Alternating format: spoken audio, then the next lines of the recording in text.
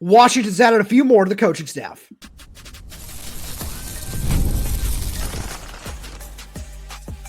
You are Locked On Huskies, your daily podcast on the Washington Huskies, part of the Locked On Podcast Network, your team every day. Welcome back into another edition of the Locked On Huskies podcast. I'm Roman Tomashoff. That's Lars Hanson. He's site editor with Athlon Sports' Inside the Huskies.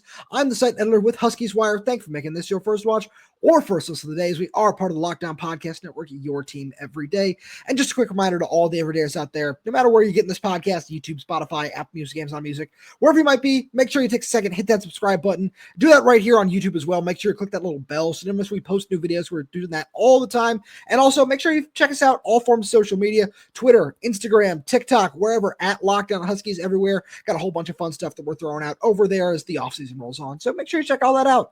Lars, we've got a really fun show that we're going to be throwing at all the videos today. We're going to have a lot of fun talking tight ends because this position is set to take a major jump forward after, all the injuries it had last season. We'll get there. We're going to have a fun little debate on if Jedd Fisch has upgraded his staff or not, because as we're recording this on Monday, we've seen a couple new position coaches, or not position coaches, a special teams coordinator and a couple other staff members announced as, part of this new 2025 staff, and none more important than former Purdue special teams coordinator, Chris Petrelli.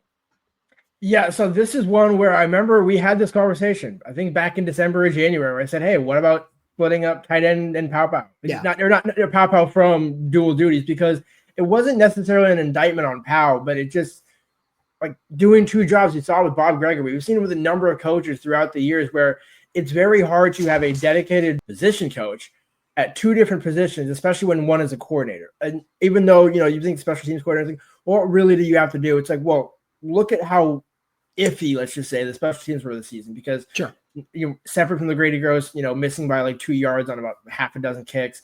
The punting wasn't great. The kick coverage wasn't great. And you go look at Purdue's numbers, they're either middle of the country or upper third in the country in punts and in kicks and kick coverage and everything. So you're looking at it and thinking it's not necessarily an incremental adjustment, but it's one of those where it clearly seems like between Ryan Keene and Dusty Zimmer that UW is making a concerted effort to at least somewhat alter the special teams. And worth noting, Chris Petrelli did have an Aussie, Kellen, I forgot what his last name is, the Purdue punter, in his last stop. So he has familiarity with an Aussie punter, so you can see those two marrying together. Purdue, I believe, had multiple long snappers, and they brought in a transfer long snapper, right? Speaking of social media, I tweeted out one of his interviews from fall camp at Purdue last year. And he was asked, like, hey, like, you brought in a transfer long snapper, and he expanded on it for like a minute and a half, 2 minutes, talking about a long snapper. It's like, yeah, if you're going to have a dedicated position coach, that also leaves Pow, who is still going to – this is where it gets interesting with the – still, you can have an unlimited amount of on-field coaches, but only 10 plus the head coach can still hit the recruiting trail, which leaves Pow to still hit the recruiting trail. Nothing falters in that, so it's not a demotion. Almost like, you know what, we're going to take this, like, 30% thing off your plate so you can focus 100% on recruiting and developing the tight ends and being able to run the offense. So I'm glad you mentioned the on-field coaching limit, because I think that's the most important thing here, where you talk about, we got a couple questions from some of our insiders saying, hey, is this a demotion? And it's not. It really is just a reallocation, because it wasn't working last year, where Jordan Pow did a really good job at Arizona, where that special teams unit, especially in 2023, was really solid. So, I'm sure the thinking for Jedd Fisch was, why not continue down that road? Let's see what this looks like. And now that you have an opportunity to bring in somebody else, you're bringing somebody who's got some familiarity with Ryan Walters, which is, a plus, especially when, you and I talked about the potential of Grant O'Brien as the linebackers coach on yesterday's show, where that seems to be something that played a role in this. And it's not just his time at Purdue. It's his time at North Texas as well, where he coached a Lou Grasso semifinalist that year. And, after we saw some of the struggles with Grady that you mentioned a minute ago, that's certainly something that's very important in all of this. But it's not, you talk about the coverage, it's the return game as well, where Washington really struggled in the return game at different points throughout the season. And it's something where in 2023, Purdue was awesome at returning with Tyrone Tracy back there, who, obviously is an elite playmaker now with the New York Giants. I love watching that kid play. It's a lot of fun to watch. But on top of that, I mentioned Tyrone Tracy to say, Lars, another guy you and I have talked about at various points throughout the offseason, is Jordan Washington. And if that's a guy who all of a sudden is making a big impact on special teams as a returner, hey, that's, just another avenue that you want to make sure to exploit, and it's winning in all three phases of the game because special teams is a really important part of that. And on the other side of the coin, it's also kick coverage, where you're talking about UW's kick returners and Jordan Washington. That's equally important, but it's a whole encompassing thing, and that's why it really is better to have a special teams coordinator just solely focused on that. Because you look at Purdue's numbers, 19.73 average kick return yards. That's 60th in the country. UW was 90th. Now, granted, 90th is only 3 more yards allowed. The one that really makes the difference to me is the opponent kickoff returns. 47 for UW, which was 117th tied in the country with Old Dominion, fun fact. Purdue, 11 returns, tied for 12th in the country with Georgia and a few other teams. So automatically right away, we're looking at maybe you go and bring in a scholarship kicker to just handle kickoffs and take that out of Grady. And my point is this is why Jedd Fisch came to Washington. It's the resources to be able to allocate just a special teams coordinator. And maybe add just a kickoff specialist, add just a kicker, add just a punt. Because you're doing all these things, and that's why Jedd Fisch came to Washington, why you make these moves to the Big Ten, because we see it in the NFL. All these little things matter, where not that it truly mattered in the Super Bowl, but it mattered. Riza took some strays last night in the Super Bowl.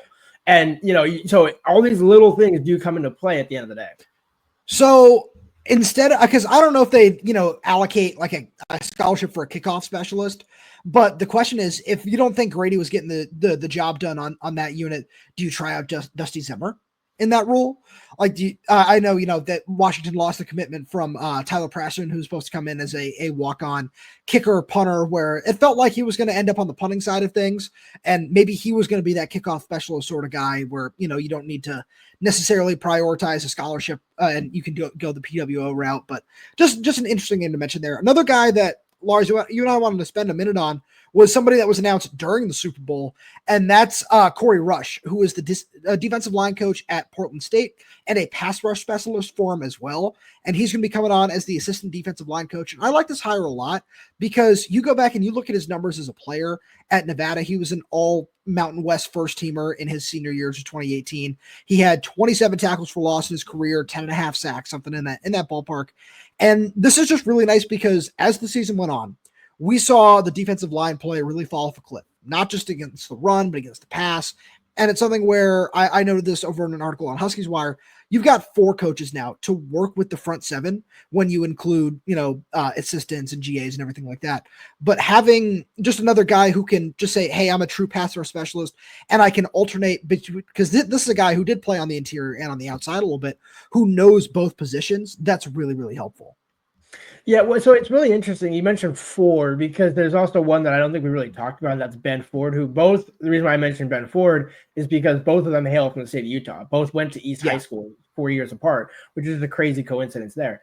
But I think he replaces Donovan Jackson, who was kind of working as a quality control defensive line assistant last season. And those guys are usually 1 to 2 year coaches, so it's not surprising to see those guys move on. But it does kind of add the importance of, okay, good, especially with Kapusi being the run game coordinator. So he's got a couple of different duties. You're looking at adding bodies. You just want to have as much help to maximize that. And then you look at the numbers that like you mentioned, you put up in Nevada, also now at Portland State and those sorts of things. And I forgot, I think Brandon Jordan or Brandon Jackson, one of those two was a pass rush specialist for the Seahawks, ended up moving on like the Broncos and stuff like that.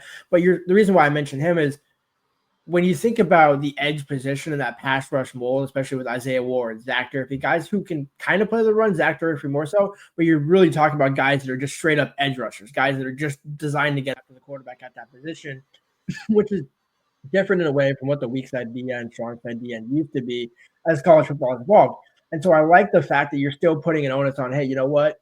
We're just going to give you another body. And then, how Kirkland Parker and Ben Ford and some of these other defensive, because that's the other thing is, because you can have an unlimited amount, you can add still a Grant O'Brien as a quality control coach. You can add so-and-so as an extra to the staff, even if it's not a full-time position coach. You can just add all the bodies you want because the NCAA just forced the limits on that, which is, I think, good for the program because if you're Jedd, this is something that I'm sure you've kind of seen on Twitter as well, where being more of a CEO type and allocating those resources appropriately, I think that's where we're seeing Jedd take the step. Hey, we're still providing, and especially on the defensive side, because you can do it on offense. You can have as an offense, but you can do that as much as you want, but not neglecting the defense, I think, is just as important. Now, Lars, that poses the question: has Jedd Fisch upgraded the staff? which we'll get to right after a message from our good friends over at Wayfair. After the holiday hustle, there's nothing like giving your home a little TLC. I always find that decluttering and refreshing my space helps me get back into a routine. Whether you're tidying up, clearing out, or just want to give your space a new look to start the year, Wayfair has everything you need, all within your budget. I'm currently looking for a new couch, and their huge selection makes it easy to find pieces that fit my style and budget. My favorite part, the free and hassle-free delivery, even for the larger items. Wayfair's site was so easy to navigate, and I found everything I needed in no time. There's something for every style and every home, no matter your budget. Give your home the refresh it needs with Wayfair. Head to wayfair.com right now. That's WAYFAIR.com. Wayfair, every style, every home. So, Lars, this staff isn't complete yet. We're still waiting on a linebackers coach. We'll probably see another couple of quality control guys here and there, or like we saw with, Jake Lynch, Luke Del Rio, those sorts of guys last year. But the question with all the guys who have moved on, because there have been some real, and front office, I can't forget the recruiting office as well. But with all the guys that have moved on, where, whoever you want to say is the biggest one, whether it be Robert Bala, Armand Hawkins, Vinny Sunseri, Steve Belichick, whoever you want to say that it is, with everyone that has been brought in so far, is this an upgrade? Is it a push? Or do you think they've taken a step back? Okay, God, I was going to say, I'm like, please don't say it's just an upgrade or a step back, because I think honestly it is a push. And I say that just because it could slightly get better with the linebackers coach if it's a Cody coordinator sort of role, but until proven otherwise, it's a push, because you look at Ryan Walters. Yeah, he had a good defense at Missouri and Illinois, but then his time at Purdue, you call it what it is, maybe call that a push, and so you got to give him some time to see if he can prove himself again as a coordinator. But then you're also looking at Aaron Van Horn, first-time position coach, Taylor Mays, first-time position coach, potentially a linebackers coach, first-time position coach. There are questions. Like, I'm not saying that it couldn't be better and Taylor Mays couldn't be better than Vinny Sunseri, but it's also speculative at this point. And so I'll say this, I certainly like the changes that were made in terms of, I don't think at any one position you regress. Now the linebacker TBD, obviously, but you look at Vinny and Taylor Mays, both former NFL players. Taylor had longer career. Sunseri had the better, well, not even, I don't know. I'd say Taylor had more success in college. Yeah. Yeah. I was about to say, 2 national championships versus, Rose Bowl. Anyway. All-Americans. Exactly. And so, but my point is, it's still good coaching at that position. So if anything, equal wash. Linebackers coach is kind of the one that could sway this. And I mean, we've suggested a few names on the show, but I will say, like, credit to Jedd, there hasn't been a ton of leaks since the Balla news came out about, like, hey, this guy is guaranteed to be the guy sort of thing. And that you can take that one in two ways. Does nobody want the job, which I don't think is the case? Or does Jedd Fisch have plenty of candidates, and Ryan Walters has plenty of candidates in mind, where it's like, look, if we're going to make this hire late in the process, let's make the right hire, not just a reactionary or easy PR hire. So I'm certainly with you there. We can kind of run through these position by position in terms of the on-field ones, at least to start. Where you look at offensive coordinator, I'd consider Jimmy Doherty an upgrade over what Brennan Carroll was. Where Jedd Fisch has talked about this at length. We talked about this when he got the job. Jimmy was always the guy who Jedd had admitted to bouncing plays off of, and said, "This is the guy that I trust, that I'm going to ask about when I need help." And so I look at that and I say, we all knew this hire was coming. We talked about this ad nauseum, where, hey, it seems like Jimmy would always be the guy if Brennan were to ever move on. You and I had conversations about it off the air, and of course it comes to fruition that way. And Jedd's still going to call the plays. So, whether you like that or you don't, that's still the reality of the situation. So with Jimmy, it's just giving him an elevated title for a duty that he was honestly already doing. So just putting him in that situation seems to be really, really helpful.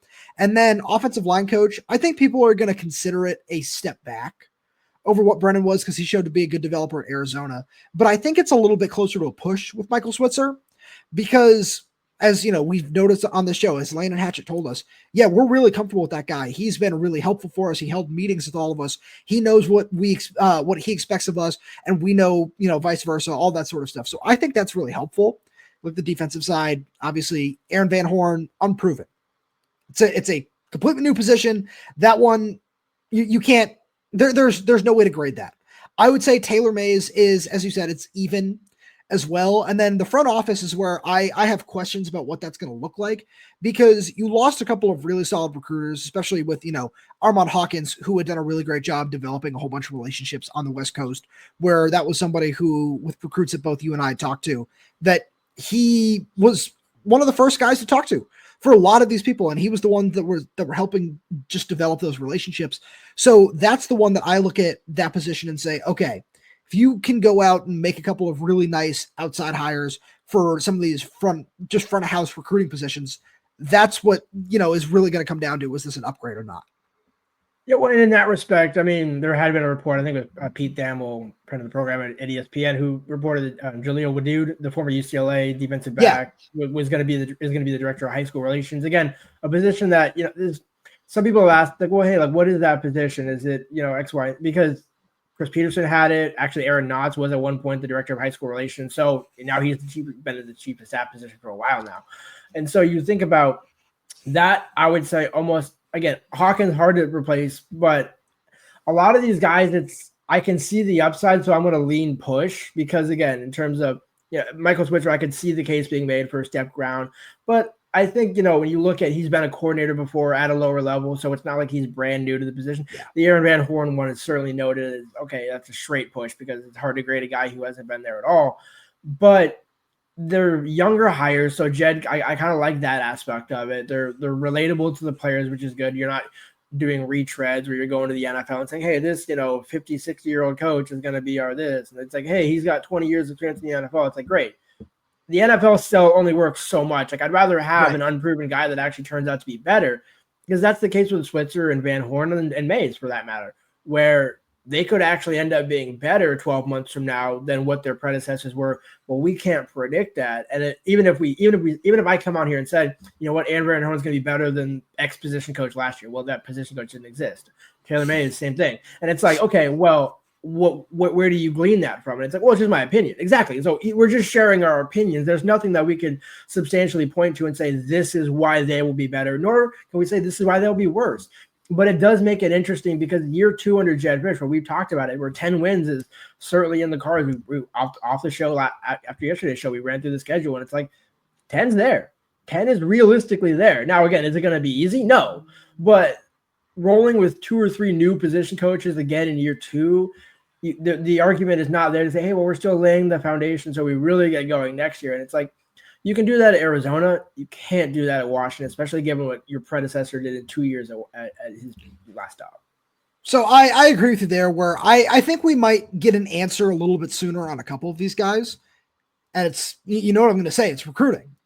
Where when we look at this, by the end of the summer, we'll know especially how the fan base is going to feel about Michael Switzer, about Aaron Van Horn, when it's, hey, were you able to close on Derek Coleman-Brusa or Anthony Jones, or get Isun Tafa back in the boat, or get, Tommy Tofi, Sam Utu, so one of these other offensive linemen that you really like?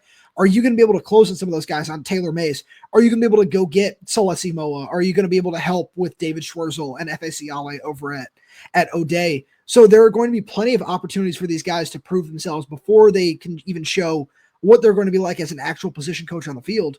And, in this world of college recruiting, I think that's just as important, if not more important, where obviously, at the end of the day, it is the on-field product and it is the development that is going to get guys to the next level and sell Jedd's whole be a pro thing. But you got to get those guys in the building too. So it's an interesting point you made, because how does Aaron Van Horn do that? Like, it is. And the reason why, because as you were saying, that's a great point. And so let's say I run with a hypothetical here that nobody's going to like. Derek Coleman-Brusa commits to Ohio State in July or August before his senior season. I know he told me, and I mentioned on the show, he wants to make his decision in fall. Let's just say he moves it up to July, which would not be surprising, because again, usually kids want to kind of make a decision and you can still take visits. But then that gets down to, well, what happens if 2.5 months after Derek commits to Ohio State, Washington beats Ohio State at Husky Stadium, and now Aaron Van Horn can say, hey, look, I had Durfee had 2.5 sacks and Russell Davis had 2.5 sacks. I can develop these guys, and it's like, well, great. Now maybe I should reconsider. So I agree completely that we're going to see potentially some fruits of labor on the recruiting trail, but because Aaron Van Horn is not Larry Johnson, and even at he's not Tosh LaPoy at Oregon, so those relationships are already there. You think, okay, well, those two schools have an inside track. It doesn't mean Washington can't still make up ground, but it does, again, make it all the more imperative that this season has to hit. And it's a little bit, so I like where you're going with that, but I think it's a little bit beyond that too, because it's like, it was the same thing that people were saying about Jedd last season. We said it on the show. It's, you haven't played a game yet here at Washington, but how are you going to sell it? How are you going to find a way to get people to jump in the boat? And he did a great job of that. Getting Zajas Rainey-Sale, getting Dylan Robinson, getting some of these other top guys from up and down the West Coast to commit. Champ Talea being another one that comes to mind, where they did a great job of selling, whatever it might be that worked for these individual players. That's the best way to put it, because we don't know what those sales pitches look like. But you bring up a fantastic point with that is, what is it going to look like to get Derek for Aaron Van Horn? That's going to be the big test where, I don't know if he's necessarily going to be the lead recruiter, where that's going to be one of those, just, this is a group effort, whether it be Jason Kafusi or Aaron Van Horn or Ryan Walters or Jedd Fisch, whatever that might look like. And it's going to be really important for a lot of these guys, because we know the defensive line needs to take a step forward, and Aaron Van Horn is now going to play a big part in that. Since there are only 10 off-field recruiting positions allowed, or 10 guys that are allowed to go off campus, I'm not sure if Aaron Van Horn is going to be that one. I feel like that's going to depend on who ends up being the linebackers coach. So that one is kind of TBD, but it's still an on-campus sell when Derek does come on campus to visit for spring ball, to visit for, over the summer when he takes his official. So you're still going to have plenty of opportunities to do that, and that is going to be a big test for a lot of these guys.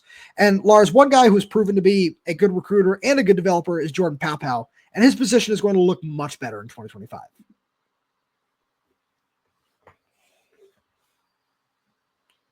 I know this isn't a bold take, that tight end at Washington is going to look just so much better in 2025 because these guys are healthy. I know, shocker. Ryan Otten sounds like he's going to be able to do a little bit in spring ball, from just the way that Jordan Paopao made it sound during the offseason media day that they did. You talk about getting Quentin Moore back, having DeGraaf, who's a freshman All-American last year, and then bringing in Baron Naone, bringing in Cade Eldridge. The room looks a whole lot better than Austin Simmons as well, friend of the show. Right. And absolutely. And I think, the more you think about the fact that they only brought one tight end transfer in, Quentin Moore seems like a bonus transfer. Like, I know he's not a transfer, but you're getting an extra year out of Quentin that you didn't think, which I do think cannot be undersold, because if Quentin left, does Q have 2 years left now? I think he only has the one. It's a good question. I'm pretty sure he only has the one. Well, but with the JUCO ruling, you never know. But with that being said, regardless, even getting him back for this season is imperative, because we've mentioned on the show that Austin Simmons and Baron Naone are probably going to play. I would not be surprised if both those guys don't redshirt, just because of the numbers at the position and the things and the versatility and things that they can do, especially on special teams as well. You think about, maybe they don't play 12 games at tight end, but maybe, Baron gets 10, 11, 12, and Austin Simmons gets like 6 to 8, but then also gets another 6 on special teams. And that's worth burning the redshirt, because you can see and, got to get him used to the game, because in 26, now you're talking about Decker, Charlie Kroll coming off the ACL, Austin Simmons and Baron Naone, and that's it. And Cade Eldridge, I guess, would be a senior in that group. So my point is, you're still looking at the youth in that position, saying, hey, you are the future of this. Cade Eldridge is nice, but he's not Tanner McLaughlin. No offense to Cade. They're two completely different types of hands. So I disagree with you on the both freshmen won't redshirt thing. Just strictly for what you just said, there is so much more depth, because Charlie Kroll is another name where, it doesn't seem like he might be ready for spring ball just with the way his injury played out, just being so late in fall camp. So that's why I excluded him from the conversation originally. But I just look at it and I say, I feel like one of those guys might not redshirt.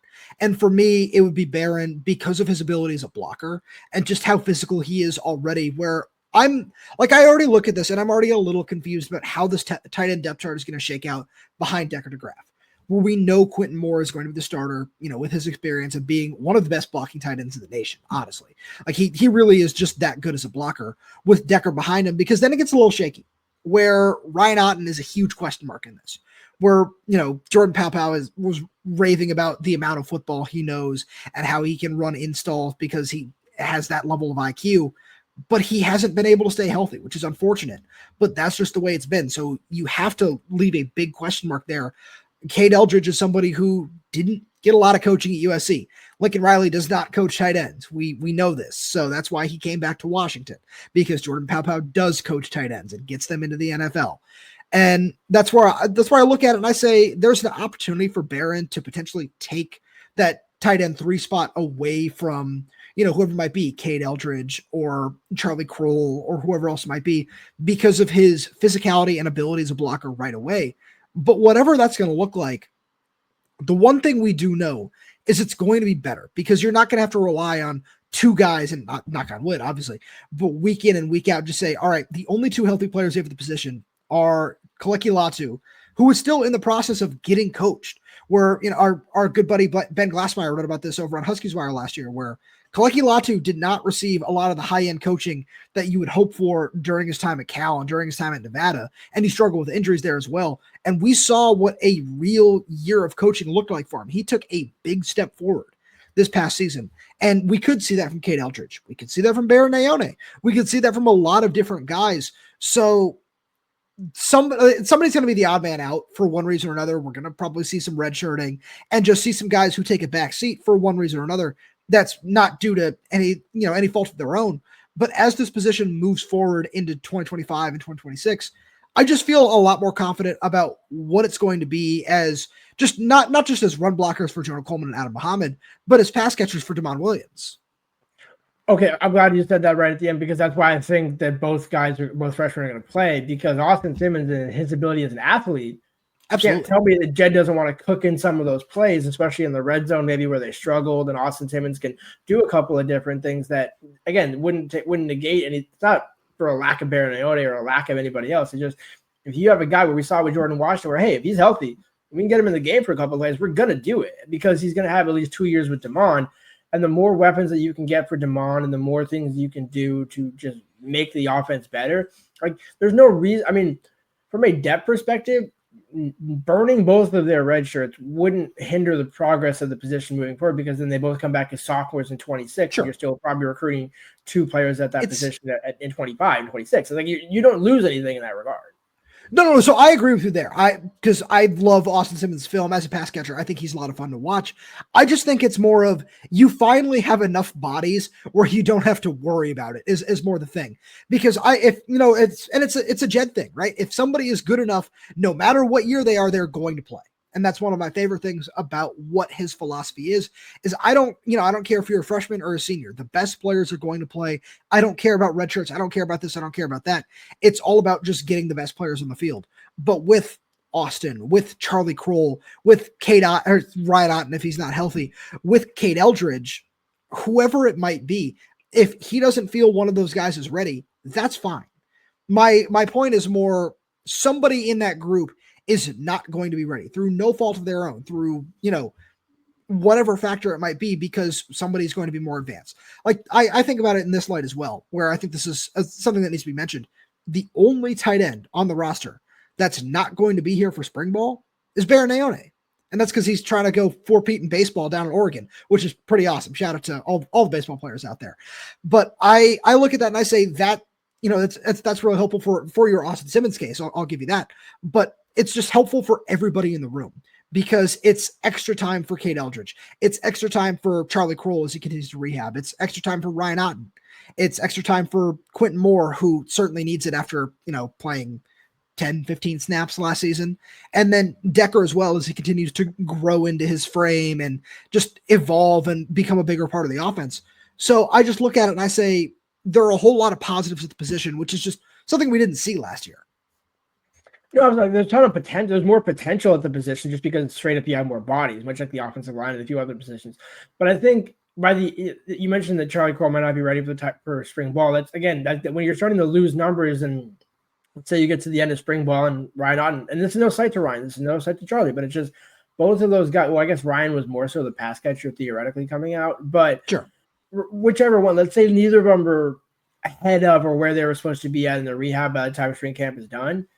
Now you either look at the spring portals, because at some point, like when we're talking about 85 scholarships and not going over, we saw what happens when you have limited numbers, where you had Zach Henning as your second tight end at times last season, where you don't hate that, but ideally you want to have more natural position. And that's why I think, again, that's why Austin Simmons and Baron Naone would burn their red shirts, because you're just looking at saying, if you're going to expand on the foundation, you're going to want to get those guys as many reps as possible, especially now that you got Damon as the unquestioned starter.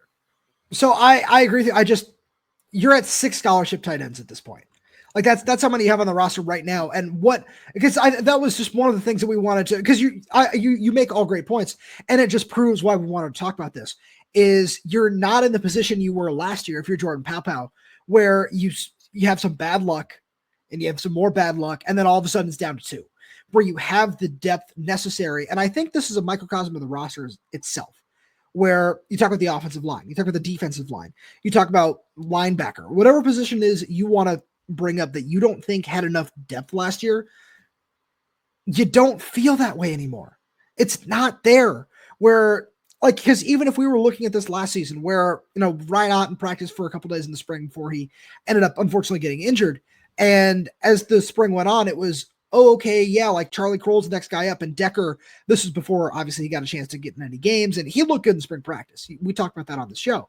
But it was just kind of, the next guy up is this true freshman now, where you thinned out really, really quickly, and now you don't have that. Now you have an experienced guy from the transfer portal, because obviously that was before you brought in Kaleki Latu, but you have more than enough depth now all over the roster where you're not nearly as worried about a significant talent drop-off if there is an injury or even two. You know that you have that reinforcement behind you. Exactly. I think, and I was more or less thinking like you would add one if, let's say, Ryan medically retires. Or sure. If you lose one, you would probably add one in that regard. But I don't think, Ryan's the only one in that position right now.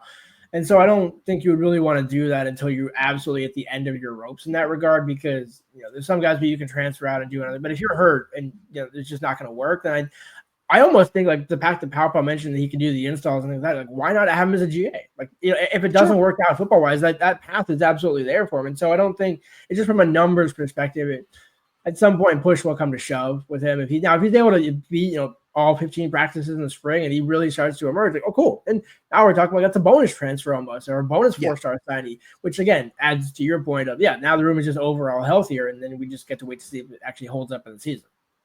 Lars, as always, thank you so much for being here. Thank you all every day for tuning in. We really do appreciate your support. We got so much more fun stuff coming for you throughout the offseason. So please make sure you subscribe wherever you get your podcast, whether that's YouTube, Spotify, Apple Music, Games on Music. We're there. We're everywhere. We're updating this channel with new content every single day. So make sure you click that like button, click that little bell so you never miss when we post a new video. If you have any questions, comments, concerns, drop them right down below in the comment section. And if you're audio only, please, if it's 5-star reviews, it does help us out a lot. Thank you so much for tuning in, and we'll talk to you on Wednesday.